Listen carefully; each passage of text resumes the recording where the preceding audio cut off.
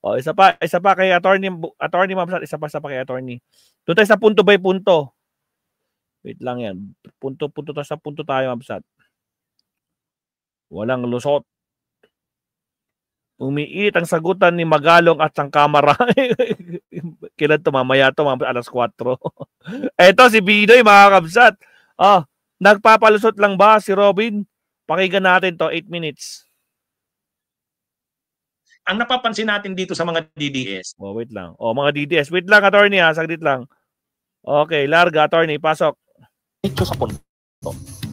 Maraming kuro-kuro. May tiwali, may totoo. Dito, sa puntong diretso tayo. Punto diretso. Mga kabunyog, mga kababayan, si Robin Hood Padilla nasasangkot sa grabing kontrobersya tungkol sa issue ng marijuana, yung kanyang opisina. Kaya marami ngayon ang nananawagan na magsailalim sa drug test ang mga senador at ang mga staff nila. Kaya lang, ang sagot ni Robin Hood Padilla, dapat daw, lahat daw ng officials ng gobyerno, pati Pangulo, lahat, mandatory daw dapat, lahat, taon-taon magsagawa ng ganyan. Bakit mo idadala na pati presidente at iba pang mga officials magsailalim sa drug test? Ikaw nga ngayon ang nasasalang sa kontrobersya. Gawin mo muna yan. Bakit hindi mo ka magsailalim sa drug test, Robin Hood Padilla? Ikaw yung nalalagay ngayon sa kontrobersya, bakit mo ipapasa sa iba? Anyway, mga kabunyog, mga kababayan. May tama. Yan ang nakakaano dito kay Robin Hood Padilla, nakakatawa eh. Alam naman natin na nasalang sa grabing kontrobersya ang kanyang opisina nitong nakaraang mga araw. Dahil nga dun sa kontrobersya kay Nadia Montenegro. Ngayon, para naman, dahil nga maraming nagre-react ng mga senador, napahiya sila, nalagay sa nakakahiyang sitwasyon ang Senado. Dati na ngang nakakahiya dahil sa impeachment, yung pinagagawa ni Chis Escudero. Tapos nasangkot pa sa mga insertions, mismong Senate President, si Chis Escudero. Grabing kahihiyan na ng Senado. Tapos nangyari pa itong tungkol kay Nadia Montenegro. Ngayon, ang sinasabi ng mga senador, magsailalim tayo sa drug test, pati yung ating mga staff. Kung di ako nagkakamali dyan, siyempre, nauna dyan si Mig Zubiri. Tapos, sumunod ata dyan si Loren Legarda. Robin, ikaw na susunod. Dapat ikaw na, total. Yung sa kampo mo ang nadadawit. Agoy, kamusta ang drug test ni Nadia? Agoy, Robin, ano na? Umpisan mo sa bakuran mo. Sige, tuloy. Mga empleyado, tama lang naman. Nanawagan na nga si Soto eh.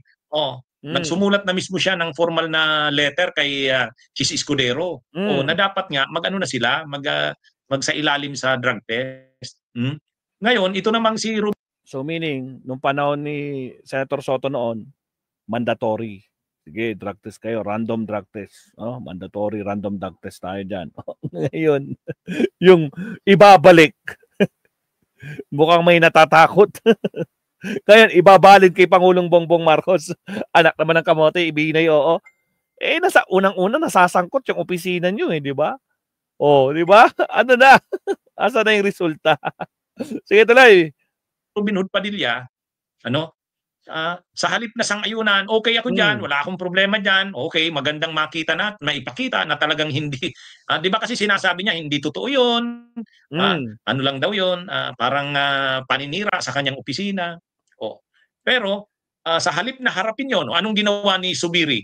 Sabi ni Zubiri, ako, kahit wala pa yung order ng Senate President, magsasailalim na ako at ang mga staff ko sa drug test. Ginawa niya yun. Si Loren Legarda, ganun din. Sino pa ba ang mga nag-offer na magsagawa na ng drug test ang kanilang mga staff? Lalo naman kila Kiko, kila Bam at saka kila Risa, wala namang problema yan. Pero ang talagang hinihintay na magdeklara ng Robin ang hinihintay. Magsasagawa na siya ng drug test sa kanyang mga staff ay itong si Robin Hood Padilla at ang mga staff niya. Tama. Problema wala eh. Takot. Wala. Hindi sa halip na magsabing okay kami diyan, ang sagot ni Robin Hood Padilla sa pamamagitan ng kanyang chief of staff, yung si Attorney Jurado, dapat daw mandatory na yan lahat ng officials ng gobyerno, pati presidente. Kita niyo paano sumagot si Robin, no? Ayaw kumasa. Kaya ginawa, nagpanukala ng batas, no, na maging mandatory ang drug test, mabsat. Ano sabi ni Attorney Claire? Lalabagin mo ang saligang batas. Aray ko po. Nabasa mo ba, Robin? Baka naman di mo pa nababasa. Agoy. Tuloy. Dadalhin nyo na naman sa mga issue. Alam nyo yung issue na yan na dapat ang presidente magsailalim sa drug test, hair follicle test pa nga ang gusto nila. Alam nyo, lumang issue na yan. Tagal na yan. Pero sa ngayon kasi, ang may issue, hindi naman ang presidente. Ang may issue ngayon, ikaw, Robin. Tama. Bakit mo idadrag? Bakit mo dadalhin ang issue sa ibang opisina? Ha? At bakit mo dadalhin sa ibang mga officials ng gobyerno? Ikaw yung nalalagay ngayon sa alanganin sa issue. Bakit mo ipipilit yan na magsagawa ng ano? Ang napapansin, attorney, ang tawag diyan defense mechanism. O para maiwasan niya yan. Siyempre, pero in reality, dapat unahin mo yung opisina mo, lalo na sangkot yung opisina mo. Anak ng kamoting Binoy ito. Sige, tuloy. natin dito sa mga DDS, kapag nasusukol sila, tulad si Baste. Ops, harangan tayo. Naging Magnolia na. Nako po. Okay, so hindi pa nag-like dyan, like and subscribe tayo ha. Okay, tuloy. Ay, di ba sabi ni General Torre, ang maganda niyan, bago tayo sumalang sa boxing, mag-drug test muna tayo para sigurado talaga na tayo ay magsasailalim sa friendly boxing match, pero wala tayong walang issue sa atin ng drugs. Walang issue sa atin ng drugs. Ang hamon ni Baste, dapat daw lahat muna ng officials ng gobyerno magsailalim sa drug test. Bakit kapag yan, dinadala nila sa issue ng ang gusto talaga nila kasing tumbukin diyan, si PBBM. Hayaan na natin yan kung yung problema nila kay PBBM, pero kung ang issue dito ay yung opisina ni Robin Hood Padilla, huwag nyo nang dalhin sa iba. Kung nasasangkot ang opisina mo, patunayan mo muna hindi totoo ang paninira sa iyo. Ganun lang 'yon. Hindi totoo yung paninira sa iyo, at para mapatunayan mo na hindi totoo 'yon, o di ikaw na mismo mag-volunteer ka na.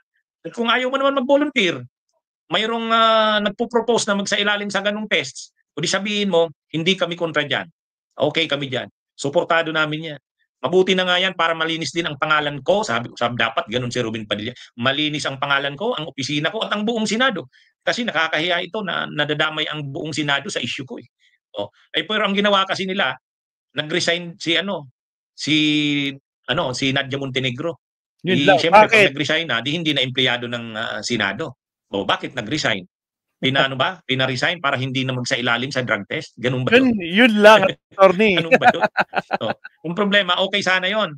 Pero, attorney, dapat, di ba, pinamandatory drug test na siya. Kailangan ilabas yung resulta. At least malaman natin, nag-exit siya kung meron ba siyang ginawa or wala. Doon natin malalaman. No? Nako po, nabibisto ang galawan. O sige, tuloy. Sige. Yung mga naiwan, si Robin at saka yung iba pang mga staff magsailalim, hindi nila sinabing susunod sila sa mandatory drug test. Ang sinasabi nila, dapat lahat magsailalim sa drug test. Bakit mo dadalhin sa ganung issue? Ikaw yung nai-involve, opisina mo, kung sino-sino na ngayon ang dinadawit mo. Magsagawa ka na ng drug test. Gayahin mo na si Loren Legarda, siya at ang mga staff niya nagsagawa na ng drug test. Ganon din si Mig Subiri, nagsailalim na sa drug test. Bakit ang hirap-hirap mong gawin nun, Robin Padilla? Bakit nga ba? Natatakot ka ba na baka mag-positive ka? Mga kapsat, naniniwala ba kayo kay Attorney Enzo? Natatakot si Robin Padilla na baka mag-positive, kaya nililis na lang niya. Press 1 sa naniniwala kay Attorney. Ako, press 1 ako dyan. Naniniwala ko kay Attorney. Baka nililihis lang, no? Takot humarap sa drug test. Natatakot sa sariling multo. Tragis ka, Binoy. Sige, tuloy. Natatakot ka ba na baka mag-positive ka? Baka naman yun talagang dahilan. Anyway, mga kabunyog, mga kababayan. Bunyog, halikan na kasama ka. Talagang solid yun, Attorney.